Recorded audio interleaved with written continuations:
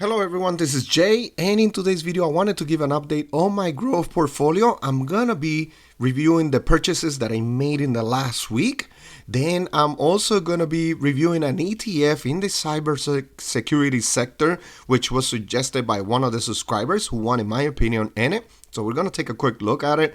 And then I'm also gonna show the weekly challenge that I have with one of my subscribers whose name is Jeremy.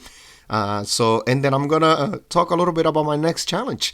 All right, so let's go. These are all of my holdings in my growth portfolio, which I started a couple months ago. I pretty much put like $25 into it, and then I just DCA into these holdings right here. Most of them are in the tech sector, and my largest holding is FNILX, which is an index fund from Fidelity, and it has a 0 expense ratio, and I like it so far. So definitely one of my favorite ones also.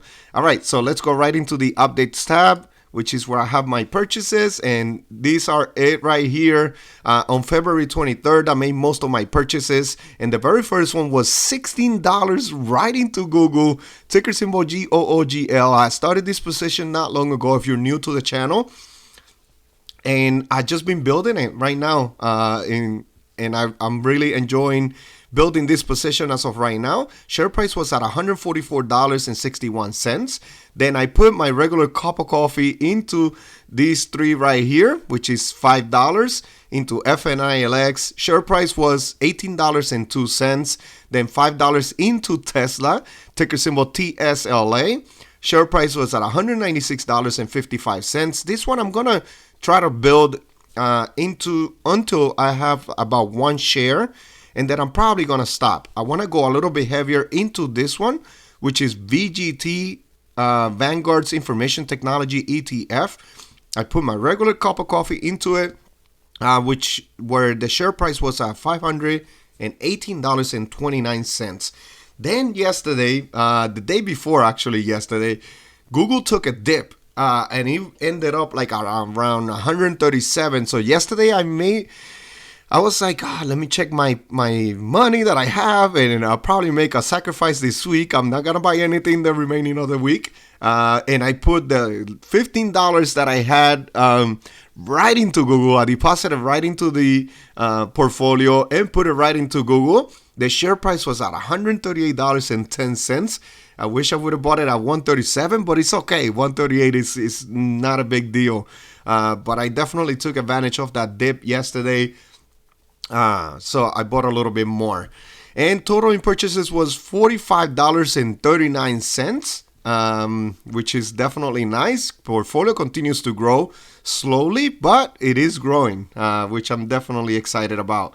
Then let me go to the right here. So I bought my $10 on Monday, February 26th, of ticker symbol AAPL. If you're new to the channel, I have a challenge with a friendly challenge with one of the subscribers, which I buy $10 of Apple. The subscriber buys $10 of Visa. So we have been buying every Monday. I'm sure Jeremy's going to put it in the comment section. So right here, share price was at $180.95.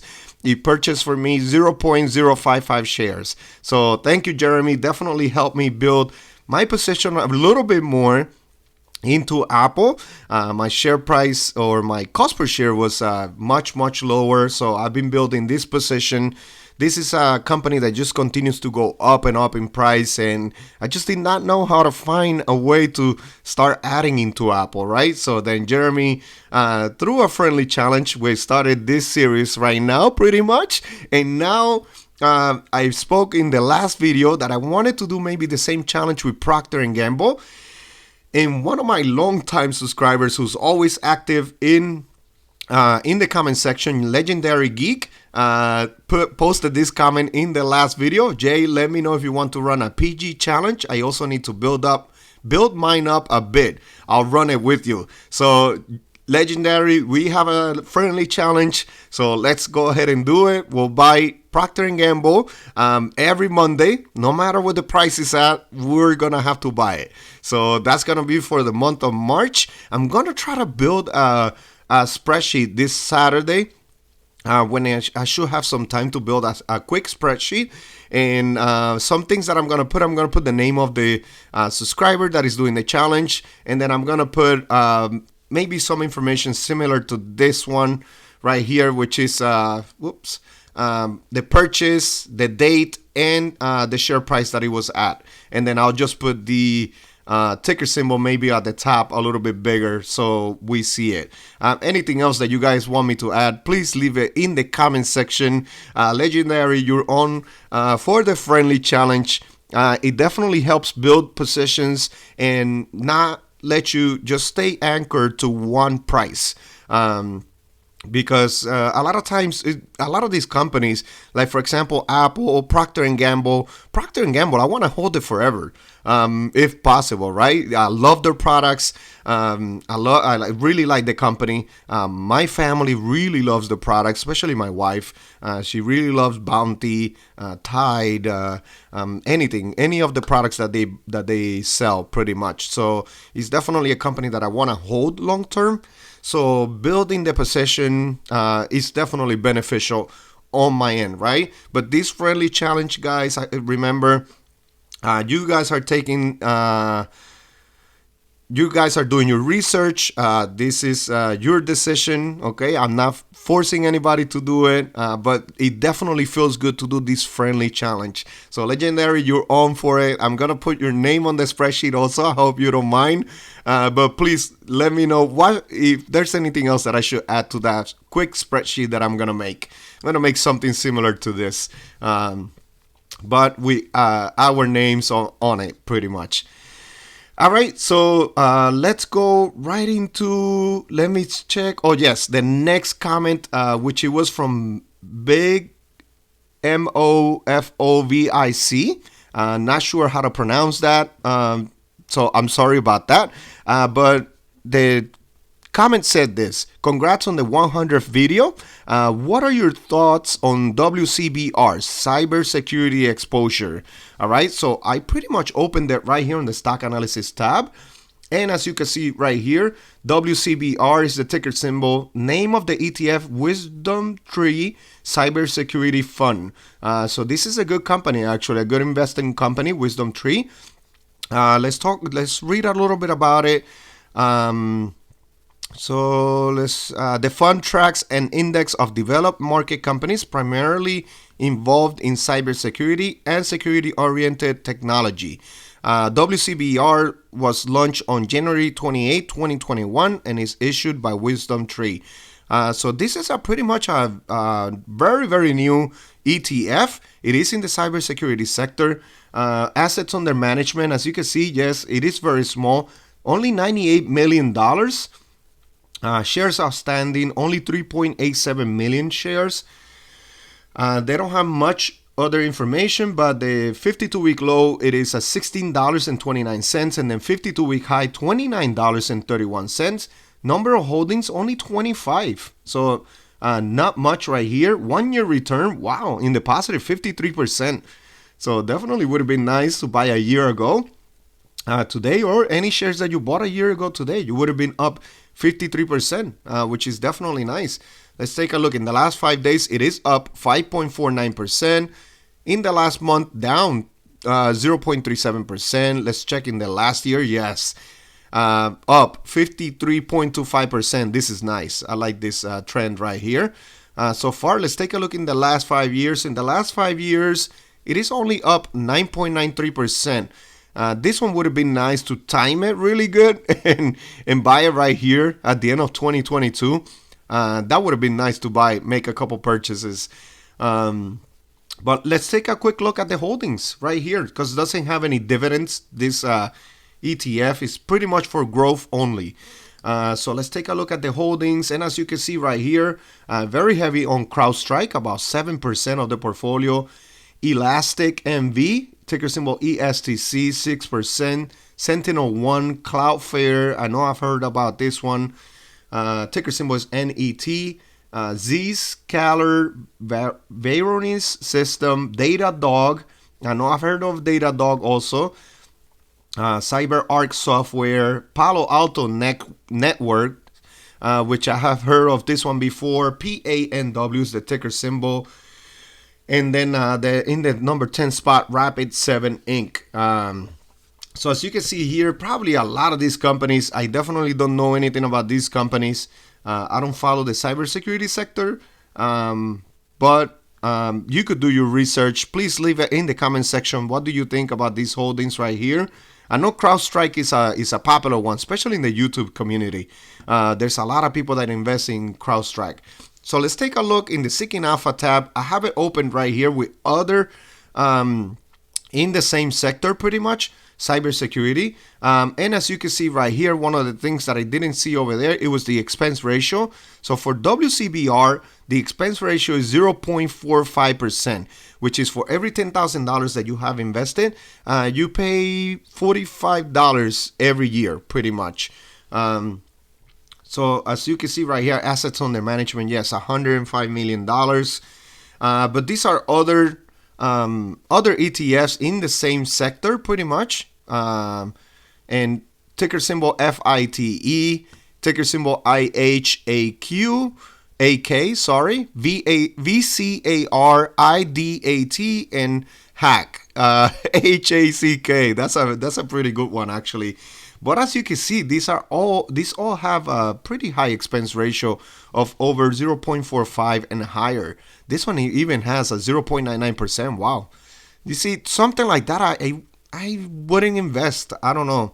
I don't like the high expense ratio, especially when I'm trying to buy and hold for a while, even if they have good returns. So far in price return in the last year, as you can see right here, WCR has a 53.77%. So it beats everyone pretty much, all the other ETFs right here. That's pretty good, definitely. Then in the last 3 years, let's take a look. And then in the last 3 years, price return only, WCBR is a 15.25% price return. IHAK has a 17% price return. That's pretty nice right there. And then in the last 5 years, let me take a look if we have enough info. We don't have enough history for the last 5 years. So this is pretty much since inception. So it's not fair right now for WCBR. But this ETF right here, IHAK, has an 89.25% return, but it has been out longer than WCBR since 2019. And then the other one is Hack, pretty much. This one has been out, yeah, also since 2019. You would have been up in price appreciation only 59.99%. WCBR since inception only 9.26%. My opinion in it, I don't know much about the cybersecurity sector. I do think that this is like a buy and hold for a while because cybersecurity is most likely going to be needed a lot in the future, especially us, like they pretty much everyone in the world going more and more into tech and like those VR systems, the new Apple the new Apple thing that you put on your head. I've even forgot the name. So please remind me in the comment section. But you're gonna need cybersecurity into a lot of those new gadgets and computers and everything, and tablets and all that. So I do think that cybersecurity is gonna be very, very big in the future, but it's probably gonna take time. So if you're planning on buying and holding, I think this one will be okay. I will do a little bit more research. I don't like the expense ratio. It is fairly new. So one that I will go with, I don't know, why not go into VGT, right? VGT, let's take a look right here. This is one of my holdings right here, which is in the information technology. Let me see if it has, look, you see it has Palo Alto actually. It's a much smaller percentage. It's not as concentrated, but look, it has 0.76%. Let me see. It should have CrowdStrike, honestly. I don't see why it shouldn't have. It has Palo Alto. Oh yeah, it's right here, CrowdStrike, 0.54%. So it's not as heavy, but you have more diversification in the tech sector. As you can see, it has some Datadog. As you can see, it's one of the holdings over in the other one also. This one, I like it more just because it's more diversified And as you can see right here, the expense ratio is only 0.10%. So I kind of like VGT. I know I'm being biased because I own VGT, but another one that you could do is FTEC, which is from Fidelity. It's one that I should have maybe done instead of VGT. Assets under management is $9 billion, and look at the expense ratio, 0.08%. And if we take a look at the holdings, it should have also those names right there. As you can see, yeah, Palo Alto, as you can see right here, CrowdStrike is right here also. So it has some of those companies. Look, Datadog. So this is another one that maybe you could look into, right? I like the diversification of these two right here. This one has 302 holdings, and I think VGT has like around 315. So, in my opinion, of course, I hope this doesn't change your point of view on the ETF, but I like to go into one of these better. And one of these is actually the ones that I'm going to have my kids invest in once they get to the age of 18. I'm either going to have them do Fidelity, FTEC, or VGT as of right now.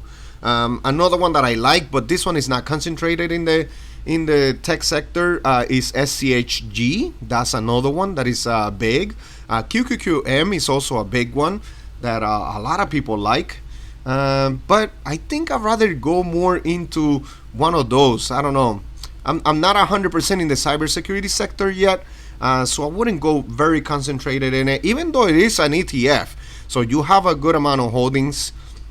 But as of right now, myself, I wouldn't invest in it. But it's definitely something that is going to be extremely popular in the future, in my opinion, right? I cannot predict the future. I don't know where we're going to be at in 2040, 2050, in the year 2040, 2050. But I do think this is going to be a big one, especially in the cybersecurity sector. And that's why I'm going to be a little bit heavier in VGT, because I have the cybersecurity sector and others, pretty much, or the holdings. All right, let's go right into the growth portfolio very quickly. As you can see, these are my holdings right here. My market value is at $729 only. So this is a small portfolio, but I want to show it in this channel right here. I'm up in performance $40. It definitely feels nice. 5% in the positive in performance. VGT is a nice one right now, a 17.28%. One that I want to start building is Amazon, because I'm also planning on holding long term. I see a lot of big investors hold Amazon, and it definitely feels good. I do believe in Amazon for the future. So I'm going to be going right after I build my Tesla position, or maybe even start this week. I'll probably put $5 into it, even though it's way above my cost right now. My cost per share is $132.66. If you're new to the channel, I put $20 when it was down to $125 to $125. And that's why my cost per share is smaller. And then I just put another $5 into it when it was like around $170. So I'm right now in the positive by 30% right now, which is definitely feels good, but I wish I would have put a lot more money into it. Definitely a bummer right there. All right, everyone, please don't forget to hit the like button, subscribe to the channel. I also have a dividend portfolio if you're new to the channel, which I do a weekly review every Sunday. I do an update on that. I also review undervalued stocks within my portfolio every Friday.